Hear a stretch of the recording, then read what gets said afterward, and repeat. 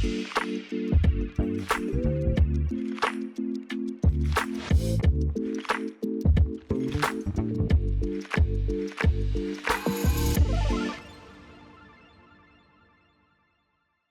à toutes, bonjour à tous, bienvenue dans notre émission Face aux jeunes sur Cannes-les-Reims TV, canal 30, diffusée sur nos opérateurs Orange, Bouygues Télécom, Free et SFR.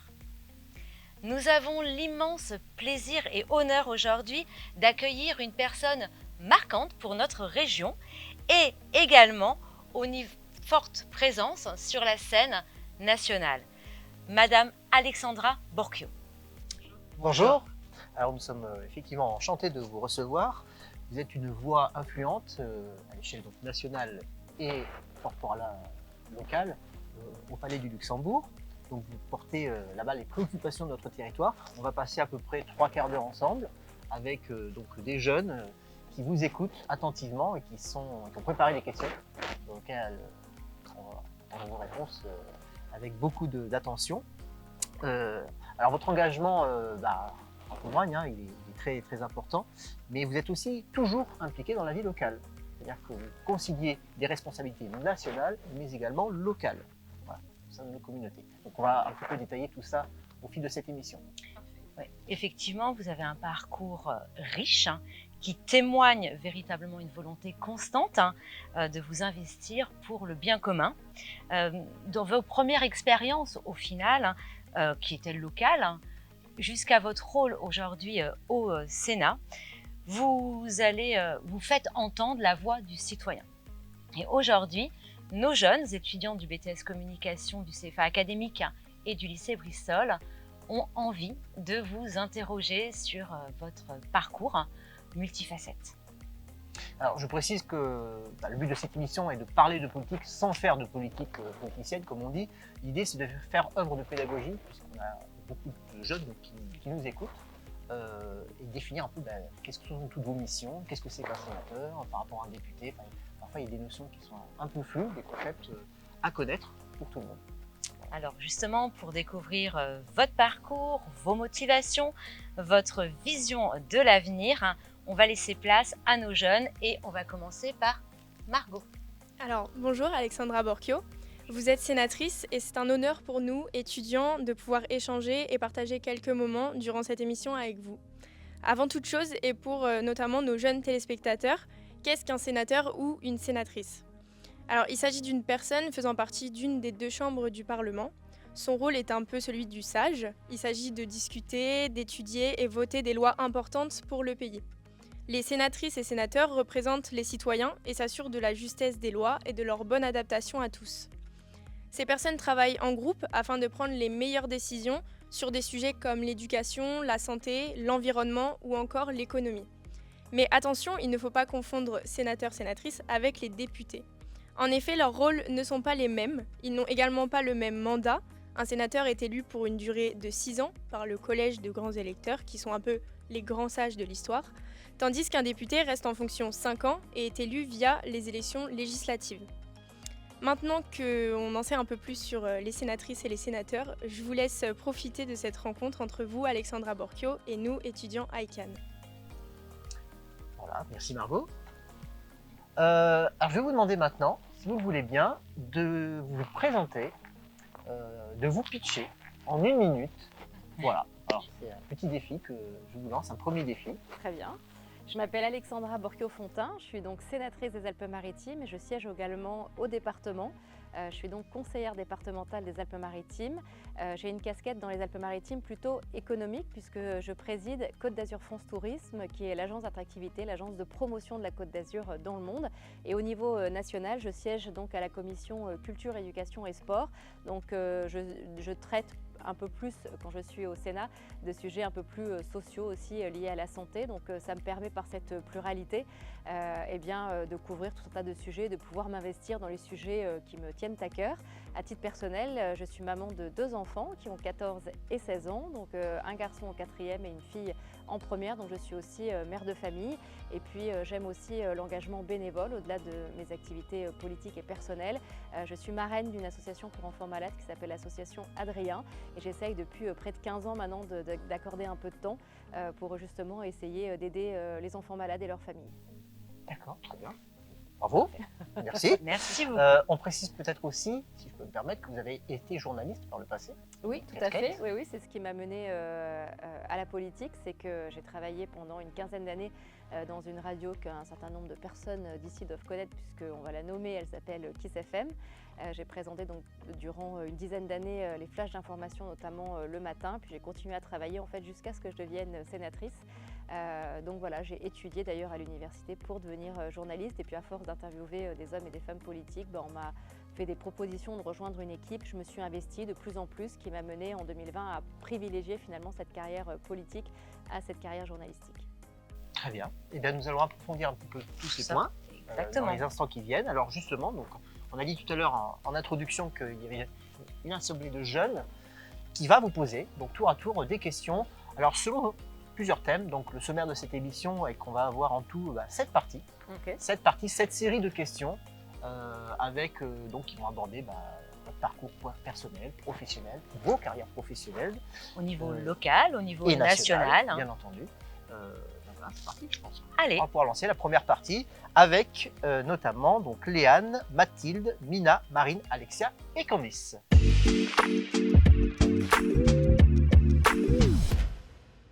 Alors, dans cette première partie, nous allons parler de votre parcours politique et de vos différents engagements, si vous le voulez bien. Avec plaisir. Bonjour, comment êtes-vous entré en politique et quand avez-vous eu l'idée de vous lancer en politique? Alors, donc, comme je vous expliquais tout à l'heure, j'ai été journaliste à la radio, donc à force aussi de fréquenter le personnel politique, parce que je les interviewais. Un homme politique m'a proposé de m'engager à ses côtés, donc c'est comme ça que je me suis lancée en 2008, donc j'avais je crois 26 ans. Et donc je travaillais toujours à la radio en tant que journaliste et j'ai choisi d'être conseillère municipale. Donc vous savez, quand il y a des élections municipales, on vote en fait pour ce qu'on appelle une liste, c'est-à-dire un groupe de personnes, puis après ce groupe de personnes va élire le maire. Donc voilà comment je suis arrivée dans la politique par ce biais-là. Et puis à force de m'engager en politique, ça a pris le pas, comme je vous disais tout à l'heure, sur ma carrière. Donc j'ai réduit mon temps de travail jusqu'à ce qu'on me propose de rejoindre le Sénat, enfin de me présenter en tout cas aux élections sénatoriales. C'est une fonction qui occupe tellement de temps que c'est très difficile de conjuguer avec une vie professionnelle si on veut bien faire son travail et qu'on veut honorer le mandat qui m'a été confié. Donc voilà comment je suis arrivée dans la politique. Il y avait déjà une velléité au départ ou... Pas forcément. Quand on est journaliste, on traite aussi de tous les sujets. Donc je m'intéressais autant aux sujets économiques, de santé, de sport ou de politique. Mais disons que voilà, c'est une rencontre de la vie, un hasard. Et puis quand on rentre dans les coulisses de la gestion d'une commune, c'est plutôt intéressant. Beaucoup de gens parfois arrivent là un peu par hasard comme moi et puis finalement se prennent au jeu. Donc voilà, quand je m'engage quelque part, c'est vrai que j'aime le faire à fond. Donc ça c'est ce qui s'est passé. Et puis on m'a fait confiance, on m'a fait des propositions de responsabilité que j'essaye d'assumer au quotidien. Donc ça s'est fait un peu, on va dire, naturellement. Vos convictions initiales ont-elles déjà été bousculées ou remises en question ? Pas vraiment. Alors on apprend tous les jours, on apprend de ses erreurs et on se remet en question. Et le doute fait partie, à mon sens, de l'élévation de chaque individu. Mais quand même, le fondement des valeurs dans lesquelles j'ai été éduquée et mes propres valeurs aussi font que je n'ai jamais véritablement changé du tout au tout. Par contre, dans le cadre de l'examen, par exemple, des lois qui sont faites notamment au Sénat, le fait de travailler un sujet en profondeur alors que parfois on a des a priori sur certains sujets, et c'est comme tout à chacun, quand on apprend à en connaître les détails, parfois on peut changer notre vision ou disons mieux la comprendre, mais sinon j'ai jamais trahi mes convictions ni véritablement changé. J'ai toujours défendu des combats, même quand j'étais beaucoup plus jeune, j'étais déléguée de classe, etc. Et on va dire que globalement j'ai toujours été quand même fidèle à moi-même. Votre carrière journalistique vous a-t-elle déjà été utile dans le choix de vos missions actuelles ? Je crois que chaque expérience de la vie, de toute façon, fait grandir et nous sert. C'est assez étroitement lié, le journalisme et la politique, puisque on traite tous les deux finalement de l'actualité. Et on la raconte et on l'explique. Donc quand je suis à la tribune du Sénat, parfois je me demande si j'ai pas un casque et un micro et que je raconte pas un peu la même chose que je racontais avant. Évidemment, le journalisme impose une neutralité, alors que dans la politique, on est là justement pour défendre notre famille politique et défendre un point de vue et des convictions. Donc c'est peut-être là la différence. Donc je me dis peut-être que si je suis arrivée à la politique, c'est que j'avais besoin de passer à l'étape d'après, de dire ce que je pensais et de pouvoir aussi modifier la loi, en présenter aussi. Donc évidemment, c'est une expérience qui m'a beaucoup appris. Déjà, le journalisme permet aussi d'avoir beaucoup de réseaux, puisque tous les jours, on va sur le terrain faire des reportages. Et donc, ça m'a permis quand même de rencontrer le tissu économique, social et sportif des Alpes-Maritimes. Et puis après, d'un point de vue peut-être technique aussi, j'ai fait pendant 10 ans de la présentation d'informations à la radio, donc de l'antenne. Donc on apprend aussi à parler et ça peut rendre service aussi quand après on doit faire des interventions oratoires, notamment dans l'enceinte de l'hémicycle. Donc probablement que ça m'a aidé en tout cas à avoir une meilleure diction. Pourquoi avez-vous choisi de devenir sénatrice et quelle a été votre expérience la plus marquante en politique? Alors, on m'a proposé donc de me présenter aux élections sénatoriales. Alors, je ne sais pas si vous connaissez ce mode de scrutin. Alors, nous, on n'est pas élus au suffrage universel direct comme les députés qui sont élus par les électeurs. Nous, on est élus, ça a été dit tout à l'heure, par un collège de grands électeurs qui sont en gros les élus, c'est-à-dire les maires, les conseillers municipaux, les adjoints aux maires et les élus de ce département. Donc on s'est présenté sur une liste, j'ai accepté parce que j'ai trouvé que le challenge était très intéressant. J'ai toujours voulu faire de la politique nationale, puisque quand on fait de la politique nationale, on réagit et on essaye on examine et on essaye aussi parfois de faire changer la loi. Donc ce travail national qui est proposé aux législateurs, qu'on soit député ou sénateur, m'a séduit. Donc j'ai accepté de me présenter à cette élection et donc c'est ce qui a fait qu'en 2020, j'ai été élue sénatrice des Alpes-Maritimes. Donc voilà comment je me suis retrouvée sénatrice et c'est une fonction que j'exerce donc au quotidien et qui me passionne. Donc voilà, je suis ravie de ce choix parce que parfois on fait des choix et on ne sait pas vraiment. On sait que quand même la politique est un milieu particulier, hein, c'est pas toujours évident. Mais en tout cas, voilà, là j'entame ma 5e année de mandat et je suis toujours aussi passionnée chaque matin quand je me lève par les missions qui me sont confiées. Donc je me dis que j'ai fait le bon choix. On a une préparation d'ailleurs quand on est élu, on Alors pas du tout. Du jour au lendemain. Non, on se retrouve du jour au lendemain, les législateurs. Donc certains ont déjà fait du droit avant, il y a des gens qui ont été avocats ou qui sont et encore en fonction de quelle spécialité on a, c'est pas toujours du droit public. Mais non, on n'est absolument pas préparé. Après, étant donné que la plupart des sénateurs, à la différence des députés, ont eu un mandat local avant. Donc parce qu'au Sénat, on est quand même la chambre des collectivités, donc on est quand même spécialisé dans des textes qui visent à améliorer les collectivités. Donc le fait d'avoir fait déjà un mandat, on peut dire qu'on a déjà eu quand même une espèce de formation. Après, là, il s'agit d'examiner la loi, ce n'est pas du tout l'objet et les fonctions d'un conseiller municipal au sein d'une commune qui a une délégation. Il y a vraiment un travail d'examen de la loi, de juristes, de législateurs qui ça est tout à fait nouveau. Donc il y a besoin de s'équiper d'une équipe, enfin en tout cas moi c'est ce que j'ai fait, de juristes, et puis de travailler justement pour essayer de comprendre comment déjà méthodiquement proposer une modification de la loi ou proposer des lois. Et la culture du compromis en politique, c'est possible de le concilier avec ses convictions personnelles? Oui, c'est indispensable, je pense, parce qu'on ne doit pas décider seul les choses, il faut toujours qu'il y ait un consensus. Moi, j'ai toujours un avis, je ne suis jamais entre deux chaises, j'ai toujours un avis sur une question, mais comme j'ai été élue par des élus, notamment par des maires, quand j'ai des questions qui peuvent remettre en cause la gestion d'une collectivité, quelle qu'il soit, systématiquement, je les consulte pour avoir leur avis. Et si, mettons, l'avis était vraiment dans leur majorité à l'opposé de la mienne, je remettrai en cause mes convictions parce que mon intérêt c'est de les servir et je ne peux pas le voir que depuis mon prisme, étant donné que c'est des gens de terrain à qui les lois vont s'adapter ou s'imposer. Donc je suis en permanence dans la concertation, dans la consultation, mais c'est le travail que j'effectue au quotidien pour être dans ce fameux compromis et consensus qui pour moi est vraiment inévitable et même indispensable lorsqu'on veut faire un travail au service de l'intérêt général. On va maintenant passer, si vous êtes d'accord, à un autre format d'interview, Okay. Une interview express. Vous avez été journaliste, vous aimez l'actu, donc on va faire une spéciale actu.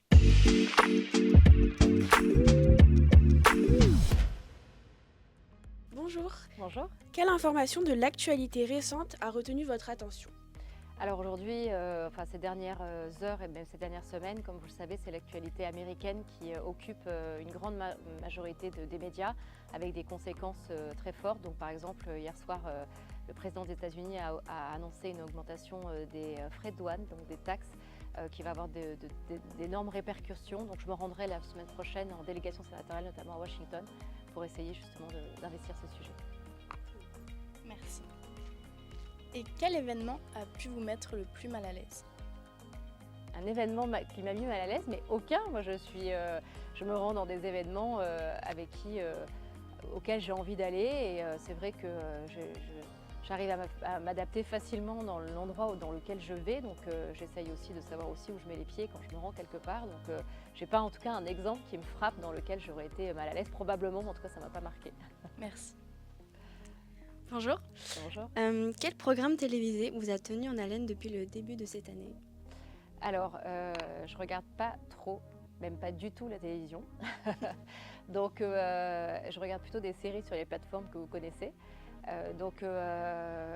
J'ai pas un programme de télévision qui me plaît. Les seules choses que je regarde à la télévision, c'est des journaux d'information, des plateaux télé, mais je prends quand même un peu de distance là-dessus parce qu'on vit déjà en tant que législateur dans l'actualité. Et parfois, les plateaux télé ne sont pas toujours de bon augure. Donc, j'ai pas un programme, en tout cas de divertissement, que je suis en particulier à la télé. Y a-t-il un événement international actuel que vous souhaiterez commenter? Un événement international que je souhaiterais commenter, j'ai envie de revenir sur ce que je vous ai dit tout à l'heure, sur ce qui se passe aux États-Unis.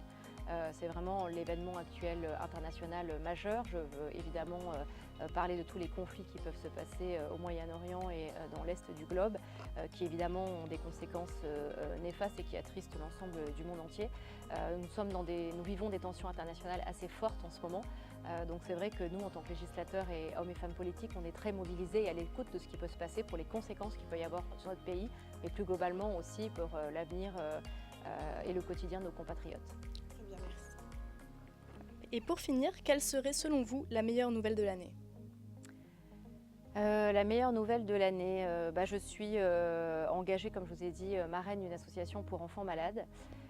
Je me bats depuis quelques années pour améliorer le quotidien des enfants. Ils sont pris en charge et malheureusement on ne peut pas toujours commander ce qui se passe au niveau sanitaire, mais en tout cas d'améliorer le quotidien des parents d'enfants malades.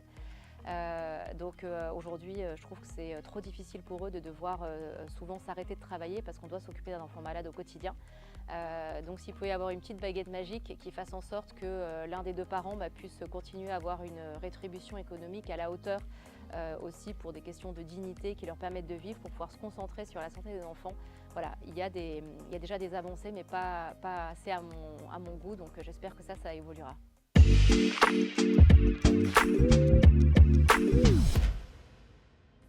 Merci beaucoup. On va rebondir sur votre dernière réponse pour passer maintenant à votre engagement local, parce que vous avez une double casquette, comme on l'a dit tout à l'heure. Alors, vous allez être interrogé maintenant par Margot, Alessia, Inès, Lorena, Kélian et Thibaut. Pour vous, le développement actuel de la Côte d'Azur est-il un motif de satisfaction et Serait-il possible de l'améliorer et comment? Alors, la Côte d'Azur, c'est devenu une marque territoriale. On est le premier territoire de France à avoir déposé la marque comme une marque classique. Ça s'appelle donc Côte d'Azur France et donc on a décidé d'en faire une marque territoriale et d'assurer sa promotion dans le monde entier. Donc on mène tout au long de l'année des missions vers des visiteurs qu'on souhaite continuer à accueillir ou qu'on souhaite démarcher pour qu'ils viennent en séjour sur la Côte d'Azur. Ça a toujours été une destination qui accueille des visiteurs du monde entier, mais on n'est pas à l'abri évidemment d'une crise sanitaire, d'une crise géopolitique ou autre qui nous prive de certains visiteurs sur la Côte d'Azur. On a eu la chance d'avoir cette résilience durant le confinement puisque toutes les régions de France ont évidemment souffert du tourisme. Nous avons, grâce aux Français, on a pu maintenir en fait un taux de fréquentation plutôt positif. Et donc, bien sûr qu'on peut toujours la développer, mais la développer, ça ne veut pas dire d'accueillir de plus en plus de touristes. Je ne souhaite pas, en tant que présidente de Côte d'Azur France Tourisme, d'être une destination de surtourisme, comme on voit partout dans le monde, où des grandes capitales aujourd'hui subissent un afflux majeur de visiteurs qui altèrent, à mon sens, la qualité de séjour des voyageurs. Donc on essaye en fait, on a une stratégie où on essaye en fait de lisser les flux tout au long de l'année, c'est-à-dire qu'au lieu d'accueillir 11,5 millions sur l'année avec une majeure partie durant la saison estivale, on essaye d'inviter les visiteurs à venir le reste de l'année, notamment en période hivernale. Donc c'est pour ça qu'on essaye de vendre ce tourisme 4 saisons et quand on va démarcher des pays, on ne démarche des pays qui sont intéressés que de venir chez nous que justement hors période estivale pour pouvoir faire aussi vivre les commerces tout au long de l'année. Comme vous le savez, il y a beaucoup d'entreprises et de commerces qui vivent du tourisme tout au long de l'année chez nous, mais ils ont des mois parfois qui sont un petit peu longs et durs, surtout dans le moyen et le haut pays, durant la saison hivernale.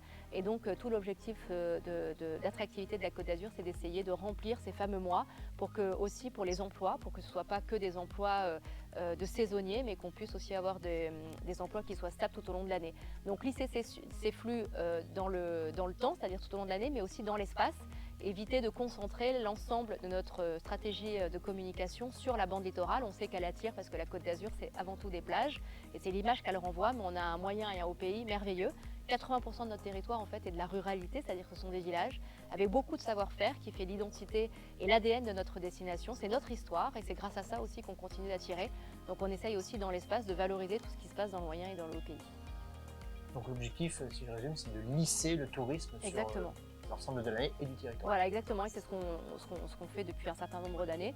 Et on parvient, parce qu'on dispose d'un observatoire au sein de Côte d'Azur France Tourisme, qui est vraiment un outil scientifique avec des statisticiens qui croisent des données et qui nous font rendre compte justement que la saison estivale, d'année en année, s'étire de plus en plus. Avant, elle était concentrée sur juillet-août et là, on se rend compte qu'elle démarre en avril maintenant pour se terminer en octobre. Et donc, voilà, tout le travail qu'on effectue voilà, s'opère. Et puis aussi, quand on va démarcher des clientèles étrangères, on peut aussi constater en effet qu'elles sont présentes. Donc, c'est-à-dire que les opérations et les missions qu'on mène à l'étranger portent leurs fruits puisqu'on retrouve voilà, ces mathématiques, ces destinations et l'origine des visiteurs sur nos terres. Comment faites-vous pour rester proche des citoyens de votre territoire local tout en assumant vos responsabilités au Sénat ? Eh bien, j'essaye de dire oui presque à tout. Malheureusement, les journées font que 24 heures, enfin essentiellement la journée. Donc, c'est important pour moi de ne jamais perdre le lien avec le terrain. C'est vrai qu'on a, j'ai envie de dire, un peu deux missions, deux vies complètement différentes. Parce que quand on va au Palais du Luxembourg, et j'espère que j'aurai l'occasion de vous inviter et de vous recevoir, c'est un palais. Donc c'est un environnement quand même qui est radicalement différent de quand on se balade dans les rues de Cannes et où on opère ce travail de législateur. Mais ce travail de législateur, on va porter la parole d'où ? Eh bien du terrain. Donc on a besoin d'être en permanence sur le terrain, à l'écoute des élus, puisque en l'occurrence je suis chargée de porter leur voix, mais de l'ensemble évidemment des Français. C'est la raison pour laquelle j'ai accepté beaucoup de joie d'être à vos côtés aujourd'hui. Et c'est vrai que dans mes délégations et dans la plupart de mes travaux, c'est souvent de la protection des mineurs dans lequel je me lance, mais il y a toujours un peu ce fil conducteur. Moi, j'accorde beaucoup d'importance à la parole des jeunes et je m'insurge toujours quand on critique cette nouvelle génération en disant voilà, c'était mieux avant, ils savent plus écrire, ils sont tout le temps sur leur téléphone, etc. Bien sûr qu'il y a du bon et qu'il y a du mauvais, mais il y a aussi du bon. Et je trouve aujourd'hui qu'on a justement une jeunesse qui est très volontaire. Moi j'ai 42 ans, quand j'avais 16-17 ans, il ne nous venait pas tout de suite à l'esprit de travailler l'été, on attendait plutôt d'avoir 18 ans. Et aujourd'hui on voit une génération qui dès qu'elle a 16 ou 17 ans, elle a envie de commencer à travailler. Donc voilà, et des tas d'exemples qui font qu'aujourd'hui on se rend compte justement qu'ils ont des choses à dire. Ils peuvent s'exprimer aussi notamment grâce aux réseaux sociaux. Donc c'est vrai que j'ai toujours à cœur aussi d'être à leur contact parce que ça me permet justement d'écouter aussi les adultes de demain ou les jeunes adultes, quelles sont leurs attentes parce qu'on fait de la politique pour tout le monde et donc j'ai besoin de parler à toutes les strates, à l'ensemble des Français, toutes les générations, toutes les catégories socio-professionnelles pour pouvoir au mieux en faire la synthèse et surtout c'est presque égoïste ce que je vais vous dire mais le fait d'être en contact tout le temps avec la population me permet d'avoir un jugement ou en tout cas de porter des messages qui soient le plus réaliste possible. Et ça, du coup, ça me rassure et ça crédibilise aussi ma parole, puisque ce sont des témoignages de terrain. J'aurais du mal à rester enfermée dans un bureau ou dans une tour et de lire des notes ou des mails ou de passer des coups de téléphone. J'ai besoin, après, j'aime l'humain, donc c'est vrai que ça arrange. Mais c'est vrai que d'être au contact avec la population et d'écouter en permanence ce que les gens ont à me dire, même si ce n'est pas dans mon électorat. J'ai une permanence électorale à Antibes qui a pignon sur rue. En général, les sénateurs n'ont pas besoin en fait, de permanence puisque leur job, c'est d'aller plutôt dans les communes et de se déplacer. Mais j'ai souhaité aussi avoir un bureau qui est comme un magasin, qui est ouvert, vraiment où on a envie d'y rentrer. Et je reçois en fait 100% en fait, des gens qui sollicitent un rendez-vous. Par contre, je reçois ce rendez-vous pour que personne ne perde son temps et que ce soit calculé. Et ça me permet de rencontrer tout au long de l'année des personnes qui me racontent leur histoire, leur parcours et qui enrichissent au quotidien ma réflexion et mon travail. Question purement pratique, oui. Est-ce que vous avez un petit peu la main sur votre agenda ou est-ce que on vous le fait au fur et à mesure? Non, on a la main sur l'agenda et heureusement parce que comme je vous le disais, je suis aussi mère de famille et ma priorité reste ma famille. Donc j'essaye de dégager du temps pour avoir des moments avec eux en dehors de la scolarité. Maintenant, j'ai fait mes grossesses et j'étais déjà engagée dans la politique, donc ils ont toujours connu une maman au travail et engagée, mais à chaque étape de la vie, c'est très important pour moi de les emmener à l'école le matin, d'aller les chercher, de m'occuper un maximum d'eux comme si j'étais pas sénatrice. Pour qu'ils ne le ressentent pas. Oui, voilà, exactement. Je vais faire mes courses au supermarché comme tout le monde. Il n'y a pas de sujet. Je vais au conseil de classe de mes enfants. Enfin bref, voilà. J'essaye de leur faire comprendre aussi que, parce que parfois ils peuvent se dire ma maman elle est différente. Bah non, je fais le travail et mon travail d'ailleurs n'est absolument pas plus dur que n'importe quel autre travail. C'est juste que j'essaye d'être très organisée. Ça c'est vrai qu'avec ma super équipe qui m'accompagne, on essaye de tout faire rentrer dans les cases, pour que ce soit aussi pas trop chargé, parce que je pense qu'on ne serait pas capable, en tout cas moi je ne serais pas capable d'enchaîner 10 séquences à la chaîne, etc. J'essaie quand même, quand j'accepte des missions, de les faire dans de bonnes conditions, de passer un vrai moment avec les gens et de ne pas faire non plus au pas de course, parce que je pense que ce serait profitable ni pour les intéressés ni pour moi. Quelle action locale dont vous avez été à l'origine vous rend le plus fier? Alors là, la dernière action locale que j'ai pu mettre en place, on va dire, il y en a deux. Je suis assez engagée sur l'égalité entre les hommes et les femmes. Et donc, toujours dans mon intérêt de parler aux jeunes, j'ai mis en place à Antibes il y a quelques années, quand j'étais élue en charge notamment de la jeunesse et d'égalité femmes-hommes, une manifestation dans le cadre de fin novembre de la semaine contre les violences faites aux femmes. J'ai mis en place une médiation culturelle qui permet par le théâtre en fait, d'aborder ces sujets. Donc j'ai souhaité extraire les collégiens de leur établissement scolaire, de les mettre dans un théâtre, de faire jouer une troupe qui mime des scènes de la vie ordinaire et de les faire commenter. Donc c'est une médiation qui permet de libérer la parole et d'aborder le sujet. Donc j'ai dû mettre ça en place il y a une dizaine d'années. C'est une manifestation qui était il y a 10 ans encore un peu nouvelle, mais les enseignants ont été OK parce que ce n'est pas eux en plus qui allaient l'enseigner ou l'organiser. Ils étaient juste co-organisateurs, mais c'était pris en charge par une équipe adaptée qui a permis d'aborder le sujet. Donc ça c'est toujours très intéressant aussi parce que ça permet aussi à chacun de parler de ces sujets-là. En classe, on n'a pas toujours le temps, même s'il y a des temps avec les professeurs principaux, d'aborder ce genre de sujet. On sait qu'ils sont sensibilisés à beaucoup de sujets. Je pense à l'écologie, à la santé, à l'égalité femmes-hommes. Mais voilà, ça c'est quelque chose de concret que j'ai mis en place et qui avait beaucoup de succès, donc je suis ravie de ça. Puis après c'est un sujet un peu plus technique. Justement récemment, comme j'essaye de porter au mieux la parole des élus locaux, c'est vrai que je consacre une grande partie de mon agenda à la ruralité, c'est-à-dire aller rencontrer les maires des petits villages des Alpes-Maritimes. Et je me suis rendu compte justement il y a 2 ou 3 ans que dans ces communes-là, il n'y a qu'un seul employé municipal, souvent qui travaille d'ailleurs qu'à temps partiel, parce qu'ils ont des tout petits budgets. Je parle de villages où il y a 50, 100 habitants. Et donc ils ont ce qu'on appelle un secrétaire de mairie, donc une personne qui est payée par la mairie pour aider le maire dans ses tâches administratives. Et ce sont des missions qui sont vraiment couteau suisse, c'est-à-dire qu'ils doivent tout gérer en fait dans la commune. C'est pas une secrétaire de mairie qui travaillerait dans un grand cabinet d'une grande ville avec une mission, avec la même mission. Et donc j'ai souhaité mettre en place une formation universitaire, c'est-à-dire un diplôme avec l'université, justement qui s'appelle, c'est la première certification universitaire de France et qui permet en fait de leur offrir une formation qui se dispense sur un semestre avec un diplôme à la fin parce qu'ils ont besoin d'être revalorisés, et d'être aussi formés. Donc c'est des formations qui n'existaient pas, qui n'étaient pas vraiment connues de l'université, mais qui répondent vraiment à un besoin territorial et à un enjeu de démocratie forte parce qu'un tiers des secrétaires de mairie partiront à la retraite en 2030 et certains maires, il y a une crise de vocation des maires, notamment dans la ruralité, où ils sont très sollicités avec une rémunération proche de zéro et des violences de plus en plus fortes contre les élus, une proximité qu'il y a dans les villages où ils doivent absolument tout gérer. Moi, quand je vais voir un maire, il déneige avec sa déneigeuse et puis après, il va nourrir le chat de la voisine et puis après, il ouvre son courrier. Enfin, c'est une vie qui est complètement différente des vies urbaines. Et donc, cette façon de créer une formation et de revaloriser le métier de secrétaire de mairie a redonné un peu de baume au cœur et permettre aussi de continuer à être une dans la gestion d'une commune aux côtés des maires. Donc voilà, ça date d'il y a quelques temps et j'ai présenté d'ailleurs au ministre de la fonction publique la semaine dernière ces travaux comme c'est une première en France. Dans le contexte géopolitique que vous avez évoqué tout à l'heure avec les pressions américaines et les conflits à l'Est entre l'Ukraine et la Russie, quel message d'espoir aimeriez-vous adresser à la jeunesse? Alors c'est pas évidemment les premiers conflits internationaux. Dans l'histoire de l'humanité, il y a toujours eu des guerres aussi violente, si ce n'est plus que ce que l'on est en train de vivre actuellement. C'est vrai qu'on subit, mais on a un rôle aussi à jouer là-dedans, hein. On est membre de l'Europe, nous sommes un pays engagé avec une force économique, une force militaire et aussi un pouvoir de discussion. Donc l'actuel président de la France, Emmanuel Macron, n'a pas des très mauvais rapports avec le président américain. Donc j'ose espérer en tout cas que dans tous les conflits qui se déroulent actuellement, la France puisse prendre ses responsabilités, mais surtout essaye d'apaiser les tensions. Alors on sait que les échanges et les dialogues diplomatiques sont très durs.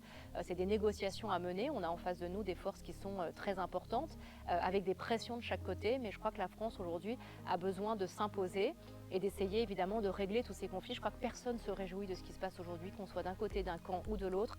Tout ça, évidemment, chaque guerre évidemment, a des conséquences désastreuses, pas qu'humaines, hein, comme vous le savez, sociales, économiques, etc.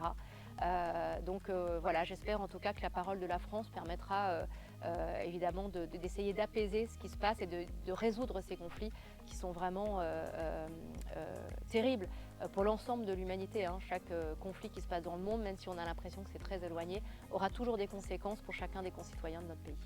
Et pour faire le lien sur donc ce contexte un peu tendu, donc on a l'aspect politique et militaire, mais aussi un aspect économique qui touche aussi au niveau local. Tout à fait. Donc qu'est-ce que vous pourriez dire justement aux jeunes qui sont quand même dans un climat assez anxiogène? Bien sûr. C'est un climat qui est anxiogène, il faut croire quand même en nos dirigeants puisque tout le monde veut essayer de sortir évidemment de ces conflits et la France en tout cas essaiera de défendre ses intérêts au maximum.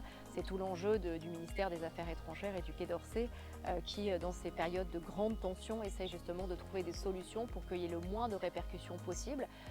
Maintenant voilà, il y a des conflits qui se déroulent dans le monde entier, donc chacun, les entreprises notamment, hein, sont un peu actuellement en attente de voir que avant de prendre des grandes décisions, parce qu'il y a beaucoup d'entreprises qui dépendent de marchés russes, ukrainiens, américains, etc. Donc bien sûr que c'est une période qui est anxiogène pour le monde entier et voilà, il faut essayer d'espérer que tout ça puisse se résoudre, en tout cas pour ce qui est de la France. Alors, je ne peux pas m'expliquer parler au nom du gouvernement ni de l'État, mais en tout cas, tous ces hommes et ces femmes qui sont engagés pour notre pays aspirent évidemment à ce qu'il y ait le moins en moins de conséquences pour notre pays, donc essaiera de résoudre un maximum voilà, de ces conflits-là par de la discussion, par de la diplomatie, par des échanges et même par de la négociation. Merci. Merci beaucoup. Merci On va à vous. continuer, si vous êtes d'accord, par une autre interview express, Ok. mais pas tout à fait la même, une interview up and down. Ok. C'est parti.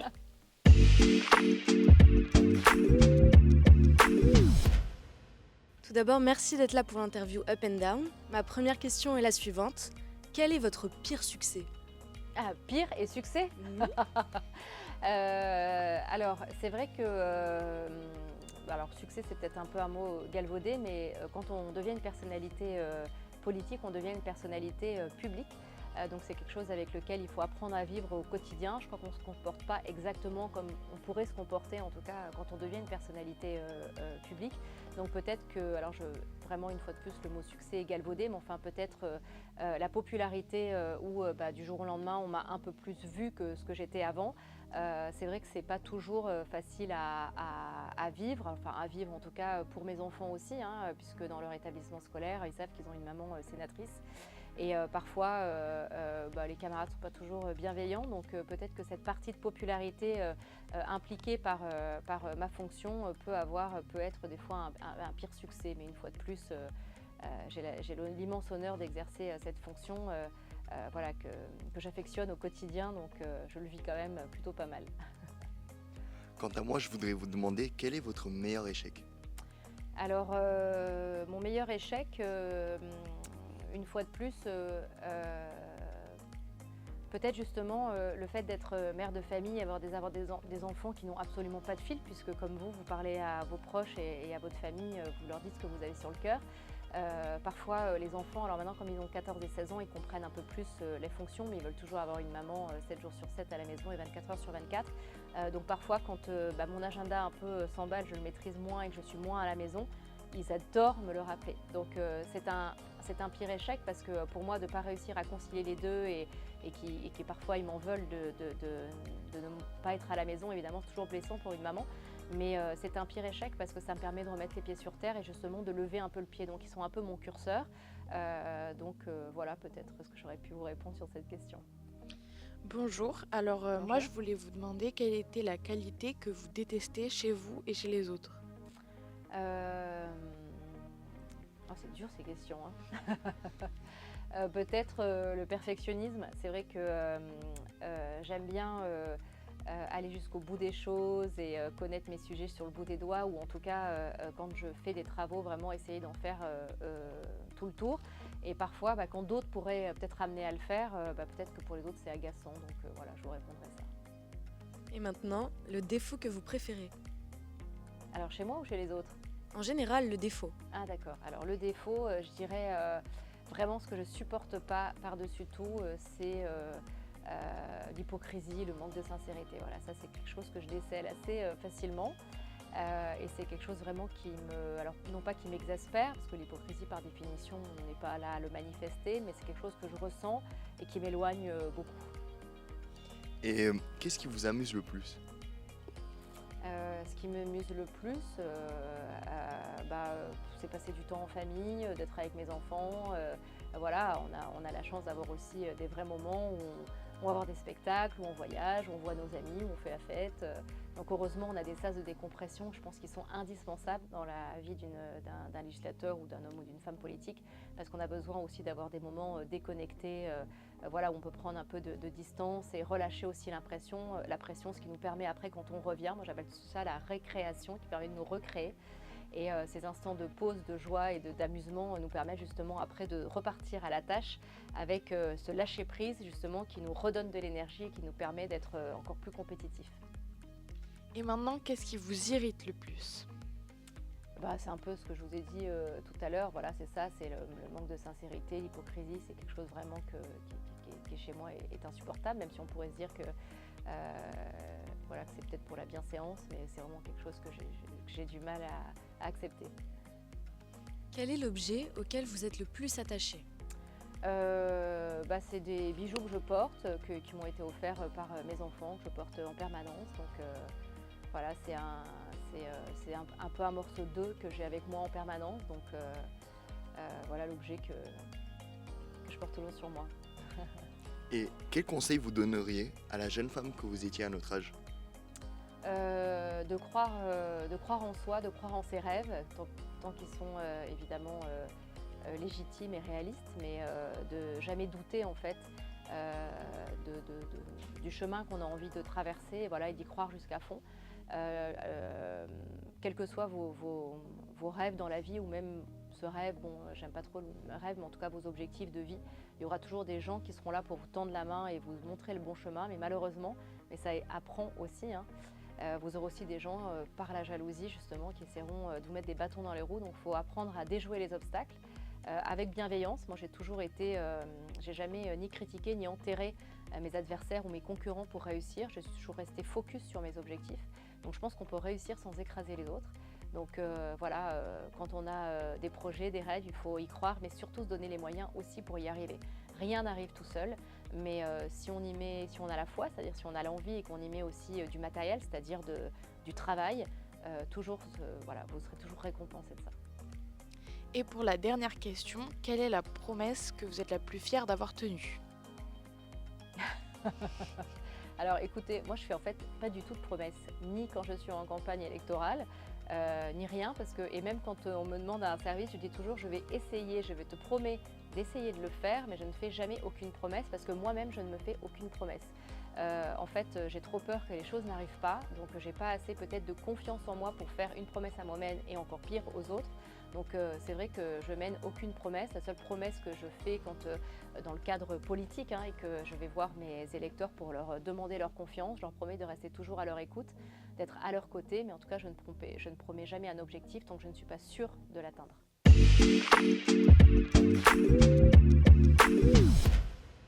Donc merci beaucoup pour toutes ces réponses. On en a parlé, vous êtes une maman accomplie et vous devez concilier votre vie professionnelle. Donc nos élèves ont pensé que ce serait bien de vous faire une dernière partie sur votre parcours personnel et votre vie de femme. Très bien. Alors nous allons écouter des questions émanant de Ambre, Andrea, Prune, Océane, Sébastien et Esteban. Bonjour, comment ressentez-vous le fait d'être une femme dans le milieu politique ? Alors, j'ai la chance d'avoir démarré la politique en 2008 où les premières lois sur la parité sont apparues, c'est-à-dire qu'avant, il n'y avait pas de quota pour les femmes et depuis les années 2000, des lois ont été votées pour instaurer un quota de femmes dans la politique. Alors, quand je dis dans la politique, c'est pas partout. Il y a certaines instances où c'est difficile encore à mettre en place, mais en tout cas, là où il y a eu des quotas, il y a eu l'obligation légale de mettre des femmes. Donc moi, quand je suis arrivée en 2008, je pense que voilà, c'était le début des années justement de ces lois sur la parité, donc ils avaient besoin de profils féminins, de profils aussi jeunes. C'était le début un peu justement du rajeunissement de la vie politique. Donc je me sens plutôt bien parce que justement aujourd'hui on vit avec des hommes et des femmes. Alors comme dans toutes les entreprises, parfois encore on peut avoir évidemment des réflexions sexistes de la part de certains hommes, mais on sent quand même que depuis le mouvement MeToo et depuis ces débats assez contemporains de ces dernières années sur la place de la femme en général dans la société, que ce soit dans le milieu économique ou politique, on voit quand même, et puis toutes les formations maintenant qui sont prodiguées et les sensibilisations qui sont faites, on voit quand même que la femme arrive de plus en plus à s'installer dans le paysage national, quel que soit le secteur d'activité dans lequel elle évolue. La physionomie du Sénat a vraiment évolué dans ce sens, parce que c'est vrai qu'on a toujours l'image des sénateurs, le Sénat c'est très masculin. Oui, alors c'est toujours très masculin, on est à peine 30% de femmes. Ils ont réussi à instaurer la parité par des listes, mais pas dans tous les départements de France. C'est la raison pour laquelle on n'est pas totalement paritaire. À l'Assemblée nationale non plus, c'est une majorité d'hommes. Ce sont encore des fonctions qui sont pas encore tout à fait intégrées chez les femmes. Alors beaucoup de femmes bien sûr se lancent en politique, mais c'est encore assez récent. D'ordre général, les femmes s'autocensurent beaucoup, ont toujours l'impression qu'elles doivent faire un choix entre leur vie privée, on va dire, qu'on ait des enfants ou pas, et leur vie professionnelle ou leur vie politique. Donc moi j'essaye humblement de montrer qu'on peut tout à fait concilier toutes ces choses-là. Moi jusqu'en 2020 que je devienne sénatrice, j'ai mené mes mandats électoraux, j'en avais 2, mon activité professionnelle puisque je travaillais à la radio et puis j'ai fait mes enfants aussi. Donc il faut juste être organisé mais surtout passionné par ce qu'on fait, surtout se faire confiance et réussir à gérer son agenda. Donc au Sénat, c'est majoritairement des hommes. Je ne représente pas la moyenne d'âge évidemment de la Chambre haute, mais à chaque élection, elle tend à se féminiser et à un petit peu se rajeunir. Je crois que la moyenne d'âge doit être un tout petit peu en dessous de 60 ans au Sénat. Donc ça s'est rajeuni par rapport à une vingtaine ou une trentaine d'années. Bonjour. Encourageriez-vous d'autres femmes à se lancer malgré la prédominance masculine ? Oui, parce qu'il y a énormément de métiers, sans parler de la politique, il y a énormément de métiers qui sont masculins. Il y en a qui se sont féminisés. Je parle notamment dans les métiers des forces de sécurité dans la police, où ça s'est plutôt féminisé, gendarmerie, police nationale, police municipale. En revanche, tout ce qui est sécurité civile, c'est-à-dire les pompiers, ça a du mal à se féminiser. Peut-être encore que ces fameuses gardes de plusieurs jours que doivent effectuer les pompiers, je me dis peut-être encore les femmes craignent de s'engager, alors que les métiers du secours en général sont plutôt des métiers féminins. Je pense aux métiers aussi qui sont liés à la santé. Donc, c'était quoi déjà la question? Je ne me souviens plus. C'était... Est-ce que vous encouragez? Oui, bien sûr que j'encourage les femmes à aller. Et de toute façon, vous allez faire le métier que vous avez envie de faire. Il n'y a rien qui pourra vous interdire de le faire. Vous trouverez votre place et c'est tout. Vous apprendrez à cohabiter. Et de toute façon, il y a plein de métiers qui sont plus féminins, plus masculins. Le tout, c'est que vous restez qui vous êtes et que vous prouviez votre travail au quotidien. Mais bon, parfois, il faut se dire la vérité. C'est pas toujours les garçons qui sont le plus durs. Des fois, les filles aussi entre elles, c'est pas les plus sympas. Donc non, il n'y a aucune inquiétude là-dessus. Vous travaillerez dans de bonnes conditions. En tout cas, j'espère que ce ne sera jamais un frein pour chacune d'entre vous. D'ailleurs, pour rebondir là-dessus, avec tous vos collègues, est-ce que vous avez plutôt des bons rapports ou est-ce que c'est des logiques partisanes qui, malgré tout, établissent des frontières? Alors au Sénat, la différence vraiment de l'Assemblée nationale, c'est qu'on appelle ça la Chambre des sages. Ce sont les sénateurs, pour les 3/4, ont déjà eu, même à 90%, ont déjà eu des mandats locaux. Donc c'est des gens quand même qui ont déjà fait de la politique et qui ont souvent, pendant des années, été maires ou avec des fonctions exécutives locales. Donc ils ont une expérience. Donc déjà, ça en fait des gens raisonnés, j'ai envie de dire, qui savent de quoi ils parlent, qui sont là pour travailler, qui n'ont pas besoin de faire le buzz. En plus, je vous rappelle qu'on n'est pas élu en direct par le peuple, donc on n'a pas à répondre à la rue, à faire de la com politique et en permanence pour essayer de séduire cet électorat des habitants. Nous, on est élus par nos pairs, j'ai envie de dire, donc du coup, on n'a pas besoin de gesticuler. Ils savent si on va faire le travail ou si on ne va pas le faire. Voilà, c'est vrai que c'est important, voilà, de continuer dans cette voie. Ouais. Bonjour, y a-t-il une rencontre ou un échange avec une personne qui a marqué votre parcours et influencé votre engagement personnel ? Disons que quand je me suis lancée en politique, j'ai eu l'honneur de travailler avec le maire de ma commune puisque j'étais dans son équipe municipale. Et je crois qu'avant tout, en fait, j'ai accepté cet engagement et je l'ai poursuivi parce que j'avais un maire avec qui j'avais de bonnes relations, avec laquelle je partageais ses valeurs. Mais je pense que c'est comme vous, dans l'entreprise dans laquelle vous travaillerez. Bien sûr, vous allez choisir un secteur d'activité, une entreprise qui vous plaît, mais vous n'y resterez et vous épanouirez si l'ensemble de vos collègues de travail ou votre hiérarchie, vous êtes aussi en partage avec eux et que vous avez de bonnes relations qui font que ou vous resterez dans cette entreprise ou vous irez travailler ailleurs. Donc le maire d'Antibes-Juan-les-Pins avec qui j'ai cheminé quelques années fait partie d'une belle rencontre politique qui m'a donné envie de faire de la politique un peu à sa façon. Bonjour, pour compléter la question de mon amie Prune, y a-t-il une figure féminine qui vous a inspiré dans votre parcours ou qui vous sert de référence ? Alors j'ai pas une référence ici, mais je m'inspire de toute façon des femmes quelles qu'ils soient, pas forcément politiques, aussi par des profils de femmes d'entreprise, mais je suis toujours assez admirative de celles qui mènent un combat qui est difficile et qui lâchent jamais l'affaire. On peut évidemment citer des profils de femmes politiques très connues comme Simone Veil, qui a réussi à imposer dans la loi un sujet qui était dans ces années 70 absolument pas dans un milieu d'hommes qui était absolument pas facile, donc elle n'a pas lâché l'affaire, elle a tenu le sujet qui aujourd'hui pour votre génération vous paraît tout à fait normal d'avoir ce droit de recours à l'IVG, mais qui il y a encore quelques années n'était absolument pas un sujet d'actualité. Elle a été insultée, critiquée, évincée et malgré ça elle n'a pas lâché l'affaire. Je rappelle comme vous le savez qu'elle est passée en plus par les camps de concentration, sans doute que cette période très sombre de l'histoire lui a certainement apporté aussi une certaine forme de résilience.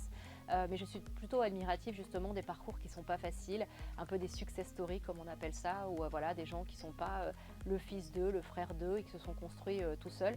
C'est des modèles qui m'inspirent, c'est aussi un peu mon histoire. Je suis arrivée dans la politique sans jamais rien demander, même aujourd'hui aucun poste que j'ai obtenu, je n'ai été le demander.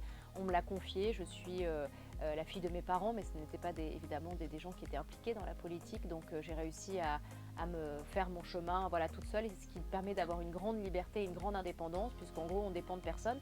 Bien sûr, des gens m'ont donné la main, m'ont fait confiance et m'ont proposé à ces postes, mais je ne suis pas dépendante de quelqu'un qui m'aurait vraiment introduit ou imposé dans cette sphère politique. Donc ce qui me donne après une liberté d'action et de parole. Bonjour, pourquoi voudriez-vous qu'on se souvienne de vous plus tard ? Pour quelles actions par exemple ? Je sais pas, peut-être pourquoi j'aimerais qu'on se souvienne de moi. Franchement, je sais pas, moi c'est des questions, c'est vrai que je sais pas si j'ai envie qu'on se souvienne de moi. Je suis dans l'instant présent, j'essaye au quotidien d'être à l'écoute et de rendre service quand je le peux aux gens et d'améliorer leur quotidien. Donc peut-être se souvenir de quelqu'un qui a toujours été à l'écoute des autres. Et pour rebondir un petit peu là-dessus aussi, en tant que femme et en tant que politique, quel est votre rapport aux médias et aux réseaux sociaux ? Parce qu'on sait qu'aujourd'hui, la politique, il y a beaucoup de buzz, de polémiques, c'est assez virulent tout cela. Oui. Comment vous arrivez à gérer tout ça ? Alors l'avènement des médias dans la vie politique a bouleversé la vie politique puisque aujourd'hui on est dans une obligation d'être sur les réseaux sociaux. Oui. Alors moi, peut-être l'écart générationnel que j'ai avec mes collègues sénateurs, pour évidemment pas la plupart, j'ai beaucoup de collègues qui sont de ma génération, mais pour moi au lycée j'avais déjà un téléphone portable et donc j'ai vécu tous les premiers réseaux sociaux où j'avais déjà des comptes quand j'étais étudiant. Donc disons que je ne vais pas dire que je suis née avec comme eux, mais en tout cas j'ai été baignée complètement dans les réseaux sociaux. Donc pour moi, je suis présente sur l'ensemble des réseaux sociaux. Pour moi, c'est un réflexe en fait, et ça permet en fait à la politique de faire connaître et de rendre des comptes. Moi, je m'en sers uniquement. Je ne mets absolument pas ma vie privée en photo. Je rends des comptes, j'explique c'est quoi le quotidien d'une sénatrice. C'est aussi une façon d'expliquer aux gens. Souvent, on connaît son député, mais moins son sénateur ou sa sénatrice. Et donc, j'essaye en fait au quotidien de raconter ce que je fais, pourquoi je le fais. Et puis, c'est aussi une façon aussi d'entretenir la proximité, puisque comme je me gère mes comptes, je me gère ma messagerie, donc je suis parfois sollicitée par des gens de l'extérieur, des inconnus ou des gens plus connus qui veulent rentrer en contact avec moi pour me rencontrer, pour me proposer des choses. Donc c'est aussi un lieu où fourmille un certain nombre de réseaux, de rencontres. Donc pour moi, c'est indispensable de l'être. Après, je pense qu'il faut que tout ça soit mesuré et dans la façon de raconter les choses. Et aussi être blindé parce qu'à partir du moment où on communique et que tous nos comptes sont publics, c'est-à-dire accessibles à tout le monde, on peut se heurter à des critiques, parfois qui sont fondées, mais souvent qui sont infondées par ces fameux haters. Et donc voilà, il faut avoir le recul nécessaire pour ne pas se laisser envahir par tous ces commentaires nauséabonds qui peuvent plonger des gens populaires, hein, mais quels qu'ils soient, et évidemment des gens moins populaires, je parle des enfants. On sait tout le harcèlement aussi scolaire qui ne s'arrête pas au portail de l'établissement scolaire, mais qui continue à la maison par les réseaux sociaux. Donc quand on est très critiqué, hein, quand on fait de la politique, comme on dit, on est à portée de baffe. Donc il faut réussir à... Moi j'accepte toujours la critique quand elle est fondée. Après quand c'est des haters, il faut se dire que c'est des haters, si c'était moi c'était quelqu'un d'autre. Donc j'avoue que quand c'est pas des gens que je considère, j'y prête très peu attention.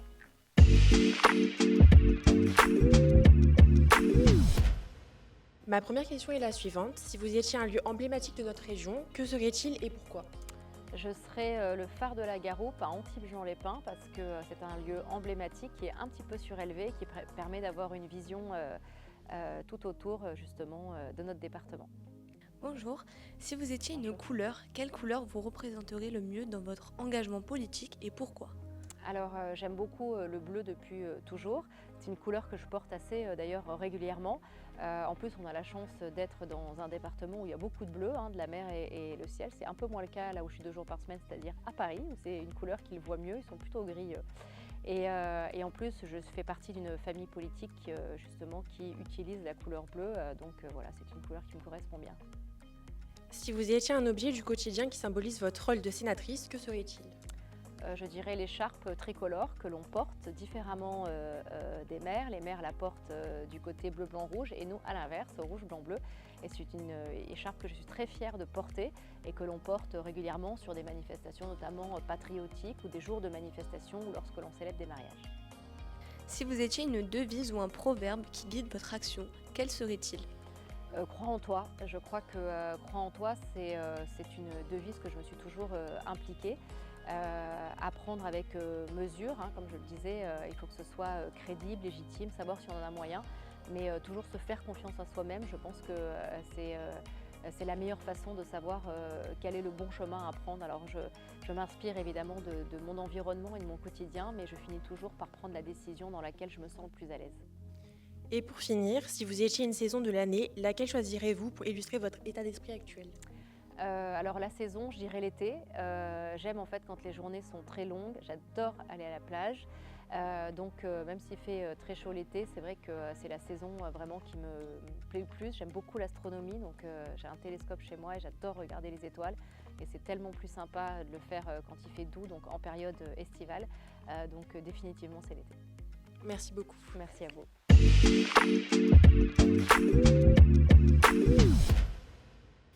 Madame Borchio, merci beaucoup. Merci à vous. Pour tous ces échanges, nous avons pu découvrir en fait votre engagement, qu'il soit au niveau national, au niveau local, au niveau aussi international, on en a parlé tout à l'heure. Hein. Et maintenant, on a envie de mettre un petit peu l'accent, le focus sur votre soutien au monde associatif. Okay. Alors justement, Laurent Brochet, donc directeur et président de cette chaîne, voulait vous faire une petite surprise avant que l'on se quitte. Vous l'avez mentionné tout à l'heure, donc je vais l'accueillir.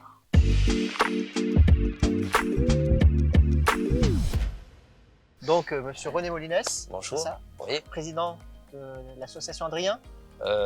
Oui, je suis plus président, je suis le directeur de la maison d'Adrien, de l'association Adrien. D'accord. Et je suis très ému de voir notre marraine, Alexandra, qui est quelqu'un d'extraordinaire, qui a un immense cœur et qui est très touchée par toutes les causes, et surtout celle de mon fils, parce que j'ai perdu mon petit garçon il y a maintenant 21 ans, et elle a été là.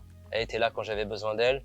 Elle a été là pour nous aider, nous soutenir, et puis on en est à une maison aujourd'hui, et c'est aussi grâce à elle si la maison d'Adrien est là, à juste titre, parce qu'elle sert la cause des enfants malades, gravement malades, mais en tout cas, elle a fait un énorme travail à nos côtés, et si j'ai pu être à côté de Charles-en-Ginésie pour le département, pour construire la maison d'Adrien, c'est grâce à elle, et au plan national aussi, elle est là aussi, donc c'est une magnifique dame qui incarne complètement, on va dire, les vraies valeurs, en tout cas, de ce qu'elle défend et de notre département des Alpes-Maritimes, et au-delà, en tant que sénatrice. Donc, voilà, hop là. Et vous auriez peut-être un mot à dire à nos téléspectateurs au sujet de cette association? Oui, écoutez, on est heureux de défendre et incarner en tout cas les vraies valeurs des enfants gravement malades et leurs parents. En construisant la maison d'Adrien, on a œuvré vraiment pour apporter du bien-être et de les aider au mieux en tout cas parce qu'ils viennent d'autres régions. Ils ont besoin d'un hébergement et aujourd'hui on est là pour les héberger au mieux, pour leur donner aussi une âme parce que quand ils arrivent là, c'est une descente aux enfers. Souvent c'est une dernière chance pour certains enfants qui viennent chez nous et donc nous sommes heureux d'avoir construit cette belle maison aux couleurs des super-héros et des princesses et comme je le redirai jamais, merci Alexandra de tout ce que tu as entrepris pour nous avec beaucoup d'humilité et avec beaucoup de cœur à l'ouvrage parce qu'il a fallu se battre, hein. La maison n'est pas sortie comme ça, on a fait tout en tout cas pour qu'elle soit là et qu'elle serve toutes les causes défendues des enfants et de leurs parents. Et qu'est-ce qu'on peut faire pour vous aider concrètement? Écoutez, c'est de continuer à avancer au plan national aujourd'hui parce que localement on nous connaît, c'est surtout au plan national. Voilà. Il va falloir que les familles et les enfants dans les CHU soient au courant de cette maison pour qu'ils puissent venir tant en conventionné en soins que aussi également en vacances. C'est ce qu'on fait et ce qu'on s'attache en tout cas au plan national et Alexandra l'a fait puisqu'elle a écrit à tous les hôpitaux pour permettre de nous faire connaître au mieux et on avance pierre après pierre, on est heureux et encore c'est une très belle chose en tout cas en 20 ans. Ça va faire 20 ans le 31 mai, hein, ça ne nous rajeunit pas tout ça.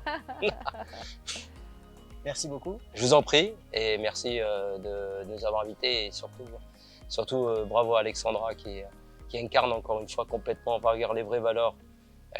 Elle a une force inouïe et on est très très fiers d'elle. On le sent en tout cas. Merci beaucoup. Merci beaucoup.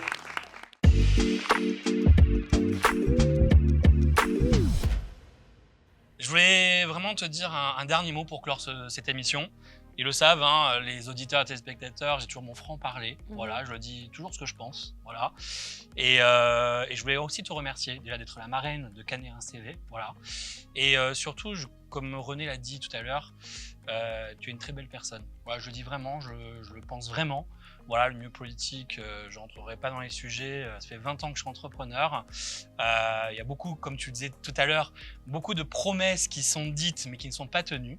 Tu ne m'as jamais rien promis, mais toi, le sens contraire, c'est que tu as toujours fait les choses. Et ça, je tenais vraiment à te remercier du fond de mon cœur, parce que c'est vrai qu'aujourd'hui, surtout dans le monde où on vit aujourd'hui, c'est difficile. Être entrepreneur, c'est pas facile tous les jours, voilà. Et t'es toujours là à nos côtés. Je voudrais faire aussi, parce que je suis ami avec le président des associations de France, je voudrais faire aussi une parenthèse. Tu t'es battu à nos côtés aussi, parce que j'ai aussi la chance d'avoir une radio locale depuis 20 ans qui me tient cher à mon cœur dans l'arrière-pays niçois, pour les radios associatives. Et tu t'es battu à nos côtés. Voilà, je tenais aussi à te remercier sincèrement, parce que voilà, tu as été là, tu trouves ça pas normal qu'on touche plus le fonds de soutien, voilà, qui est très important. Et beaucoup de radios associatives franchement seraient tombées, sincèrement. Donc je tenais vraiment à te dire merci. Tu es quelqu'un de humble et voilà, et je tenais à le dire en tout cas sur le bassin canois, mais la terre entière, voilà, parce que on sait toujours se plaindre, comme je dis souvent, dire oui c'est pas bien, etc. Mais quand c'est bien, on le dit pas. Alors il faut le dire quand c'est bien, quand il y a des belles personnes. Et voilà, je tenais vraiment à te le dire parce que moi je suis basé sur l'humain, voilà. Moi je n'ai rien à prouver à personne, toi aussi tu n'as rien à prouver à personne.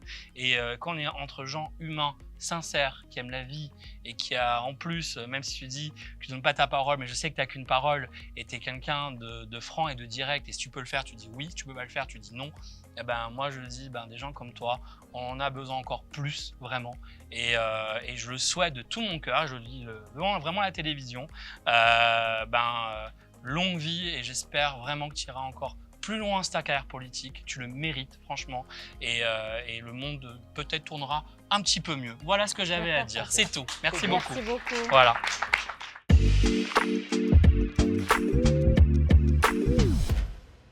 Alors juste avant de conclure définitivement cette émission, on avait Ivan qui voulait faire un petit compte-rendu, une synthèse. Eh bien, merci Madame Borchio de nous avoir accordé de votre temps et d'avoir partagé avec nous votre expérience au niveau local et national. Je pense que je parle au nom de tous les jeunes ici en disant que c'était extrêmement enrichissant cette rencontre avec vous Et je pense qu'on a beaucoup appris de ce que vous nous avez dit. Donc je vous remercie. Merci à vous, ça me touche beaucoup. Voilà, on va vous laisser le mot de la fin. Ok, écoutez, Voilà. merci pour cette invitation, voilà, que j'ai acceptée évidemment parce que j'aime beaucoup les médias qui sont dirigés par Laurent Brochant. L'idée d'être en direct avec des étudiants et des jeunes, je me livre parce qu'en fait, je n'ai pas honte de qui je suis et voilà, quand je ne peux pas répondre à une question, je n'ai pas besoin qu'on me donne des questions à l'avance. Donc j'aime bien ce genre de petits jeux et d'émissions. Donc merci en tout cas pour toutes les questions que vous avez pu me poser, pour la pertinence et la sincérité de vos propos. Ça me permettra aussi, je garderai un bon souvenir de ce moment et ça me permettra aussi de continuer à travailler et d'entendre à travers les questions, j'entendais aussi les inquiétudes ou les certitudes des étudiants, donc ça me servira aussi. Je leur souhaite surtout une belle année avec un beau diplôme à la clé dans un merveilleux établissement. Vous avez la chance de pouvoir étudier dans de bonnes conditions, dans un pays où chacun peut s'épanouir, donc mesurez au quotidien cette chance. Et je vous souhaite bien sûr une belle fin d'année, un beau diplôme et puis une belle saison estivale. Merci beaucoup. Merci. À Merci, bientôt. merci. C'est donc la fin de ce nouveau numéro de Face aux jeunes, l'émission. On vous dit à bientôt. À très bientôt. Et on vous souhaite de très bonnes choses, une très bonne fin de journée. Restez donc sur les ondes de Cannes et Reims TV.